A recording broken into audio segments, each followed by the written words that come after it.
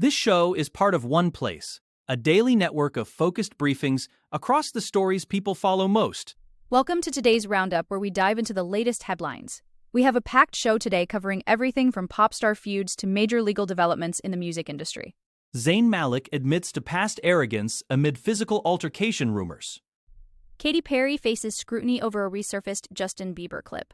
Director Antoine Fuqua discusses challenges filming the Michael Jackson biopic. Victoria Beckham partners with Gap for a 90s revival collection.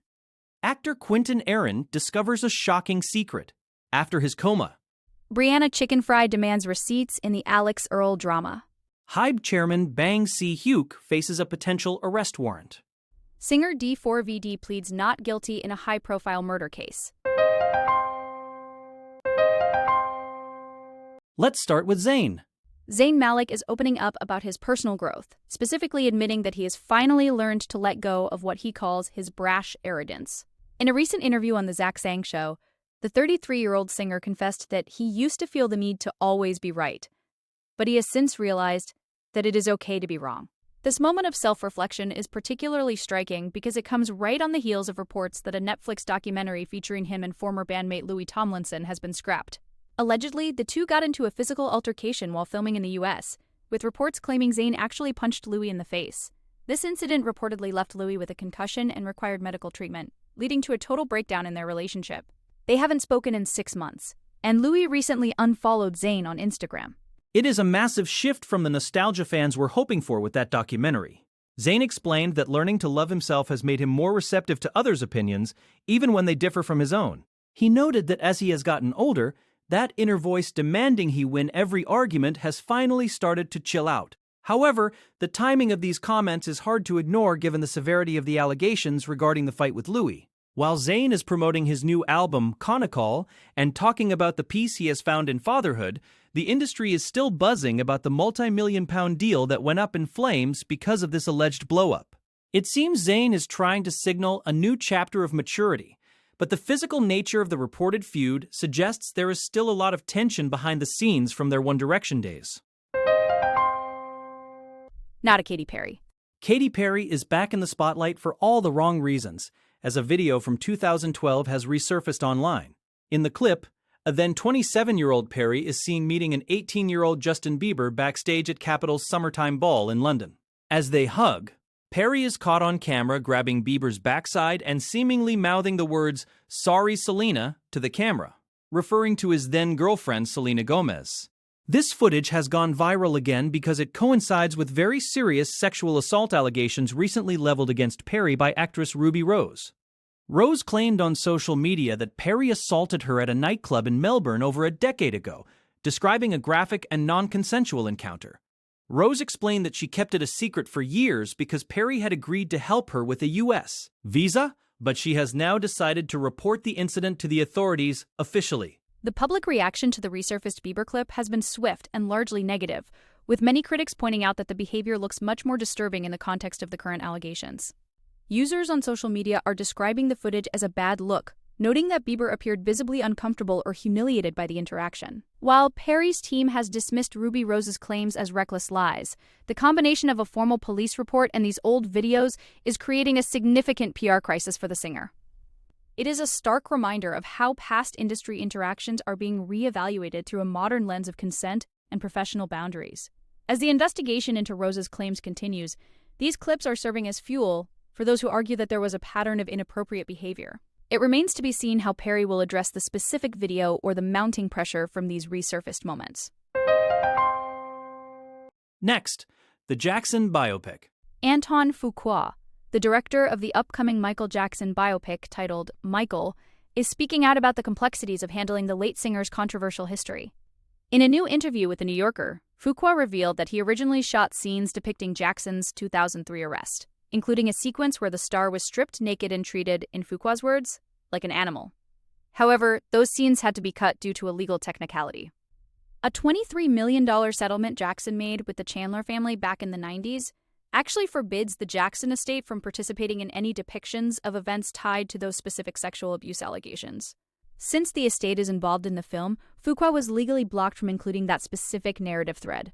This forced the director to pivot his approach, focusing instead on Jackson's journey from a child star to a global icon while still trying to defend his subject. Fuqua didn't hold back his personal opinions during the interview, stating that he is not convinced Jackson was guilty of the crimes he was accused of. He suggested that there is often a double standard when it comes to black icons in high positions, and even pointed to Elvis Presley's relationship with a young Priscilla as a comparison. The director expressed skepticism toward the accusers, noting that people sometimes do nasty things for money. He specifically mentioned the patriarch of the Chandler family, who was recorded making threats against Jackson before his death. While the film won't be able to show the legal battles directly because of the settlement restrictions, Fuqua is clearly aiming to create a provocative defense of Jackson's legacy. It is a delicate balancing act, especially with the 2019 documentary Leaving Neverland still fresh in the public's mind, but Fuqua seems determined to show a version of Michael that emphasizes his humanity over the headlines. Moving to Victoria Beckham. Victoria Beckham is leaning hard into 90s nostalgia with a new collaboration that is set to hit the high street. She has teamed up with Gap for an expansive collection that serves as a love letter to her early days as Posh Spice. We are talking about a total revival of the era's signature looks, including denim jackets, capri trousers, and those clean, simple t-shirts that defined 90s minimalism. Victoria described this partnership as a pinch-me moment, recalling how she used to shop at Gap with her mother and sister because she couldn't afford designer clothes back then. It is a full-circle moment for her, bringing her high-end fashion sensibility to a mass-market brand that played a huge role in her own style evolution. The collection arrives just as the fashion world is obsessed with double denim and baggy silhouettes, making the timing perfect for a 90s icon to reclaim her throne. Beyond the fashion statement, this move is also a very savvy business play for the Beckham brand. While Victoria has successfully built a luxury fashion and beauty empire, her independent ventures have famously struggled to turn a consistent profit over the years. By lending her VB seal of approval to a global giant like Gap, she is creating much-needed financial stability and reaching a much wider audience than her high-end line usually allows. It is a calculated shift that bridges the gap between her posh persona and the everyday consumer. Fans are already buzzing about the chance to own a piece of the Beckham aesthetic without the £400 price tag often associated with her beauty and clothing lines. If this collection performs as expected, it could provide the necessary boost to keep her creative ventures thriving while satisfying the world's endless appetite for 90s-inspired street style and classic wardrobe staples. Now, Quentin Aaron's story. The Blind Side actor Quentin Aaron has shared a truly unbelievable story about his personal life following a major health scare. After suffering a stroke in January, Aaron fell into a 4-day coma. When he finally woke up, he was hit with the shocking news that his wife, Margarita de Leon, was actually still legally married to another man. The discovery was made by an attorney who was checking records to see if de Leon could legally make medical decisions for Aaron while he was incapacitated. It turns out she had married a man named Eric Guzman back in 1992, and although she claimed she had filed for divorce a decade ago, the paperwork was never officially finalized. Aaron, who married de Leon in December 2024, said he felt completely blindsided because she had assured him and the wedding venue that she had all the necessary divorce decrees ready to go. Aaron admitted that his biggest mistake was not doing his due diligence and simply trusting her word without seeing the physical documents. De Leon also spoke out, claiming she was genuinely unaware that the divorce from her previous husband hadn't gone through. Both she and Guzman were reportedly surprised by the news and have since worked to rectify the situation, with Guzman filing for divorce again in February. For Aaron, this has been a massive wake-up call in more ways than one. He is using the experience as a teachable moment, urging others to pay closer attention to the details in their lives and their health. He noted that his body had been speaking to him disrespectfully for years, and he had been ignoring the warning signs. Now, as he recovers from the stroke and navigates this legal mess, he is focused on being much more vigilant about everything from his medical care to his personal relationships. Next, the podcast drama. The world of influencer podcasts is currently in a state of total chaos, as Brianna Chickenfry has officially entered the fray between Alex Earl and Alex Cooper. The drama started when Alex Earl reposted a video calling out the Call Her Daddy host for allegedly being a mean girl. Alex Cooper fired back, demanding receipts, but so far, nothing has been posted. Brianna, whose real name is Brianna LaPaglia, decided to weigh in on her own podcast, Plan Brie, calling Alex Cooper the mean girl final boss. She accused Cooper of being incredibly calculated, even suggesting that the video Cooper posted to call out Alex Earl was pre-recorded weeks in advance. Fans have been tracking Cooper's manicures and noticed that her nails in the video didn't match her current style, leading to theories that she waited for the perfect moment during Coachella to drop the attack for maximum impact. Brianna didn't stop there, calling Cooper's energy manic and accusing her of trying to divert attention away from the Alex Earl situation by bringing up old DMs between her and Brianna. She described the move as weird and claimed that it isn't just a one-on-one feud, but rather the whole world versus Alex Cooper right now. The tension has escalated to the point where Barstool's Dave Portnoy has even stepped in to defend Brianna. Listeners are getting frustrated because while there's plenty of name-calling and accusations of mean girl behavior, no one has actually released the specific receipts that started the fire.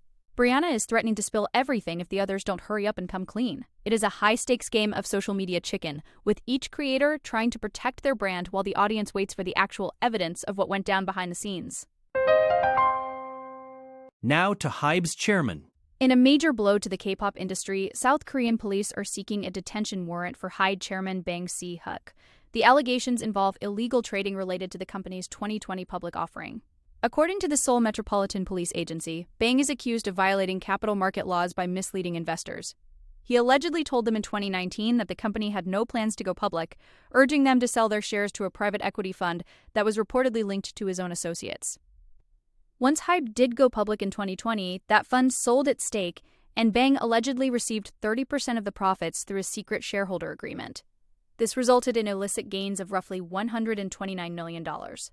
Bang has been under a travel ban since last August, and police now say their investigation into the matter is essentially complete. This legal crisis comes at a particularly sensitive time for HYBE, which is the powerhouse behind global sensations like BTS and 17. The company just launched BTS's highly anticipated comeback tour and is heavily promoting the rising girl group Cat's Eye, who recently performed at Coachella. While the groups are reaching new heights, the leadership is mired in controversy. Beyond the financial allegations, HYBE has also faced internal drama regarding Cat's Eye member Manon Bannerman, who was placed on a temporary hiatus that she later hinted was not her choice. Bang Si-hyuk has denied any wrongdoing regarding the stock trading, but the potential for an arrest warrant suggests that prosecutors believe they have a strong case. If the chairman is detained, it could send shockwaves through the global music market and impact the future strategy of one of the most influential entertainment conglomerates in the world today.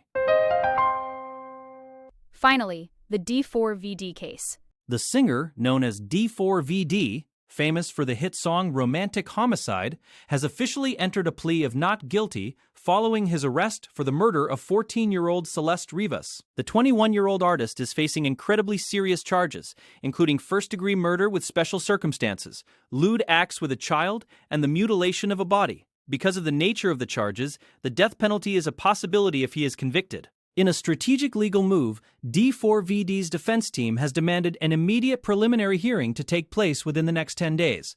This puts immense pressure on the prosecution to organize all their evidence and witnesses in a very short window. Reports suggest the LAPD arrested the singer last Thursday because they believed they already had more than enough evidence to move forward, but the defense is clearly looking to challenge that evidence as quickly as possible. The case has sent shockwaves through the music community, as D4VD was a rapidly rising star with a massive following. The details of the homicide are harrowing, and the addition of charges related to the treatment of the victim's body has only added to the public's horror. By demanding such a fast preliminary hearing, the defense is likely hoping that the prosecution isn't fully prepared to present their entire case yet, which could potentially lead to a dismissal if the burden of proof isn't met immediately. However, the LAPD seems confident in their investigation, which followed the disappearance of young Celeste Rivas. As the legal clock ticks down toward that 10-day deadline, all eyes are on the Los Angeles court system to see what evidence will be brought to light. It is a tragic and dark turn for a young artist whose career was just beginning to explode on the global stage. That wraps up our briefing for today. Thank you for joining us for this deep dive into the latest stories. Be sure to follow us for your daily update on everything that matters.